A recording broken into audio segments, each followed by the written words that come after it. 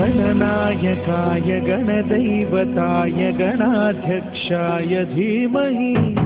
गुणशरीराय गुणमण्डिताय गुणेशानाय धीमहि गुणातीताय गुणाधीशाय गुणप्रविष्टाय धीमहि एकदन्ताय वक्रतुण्डाय गौरीतनयाय धीमहि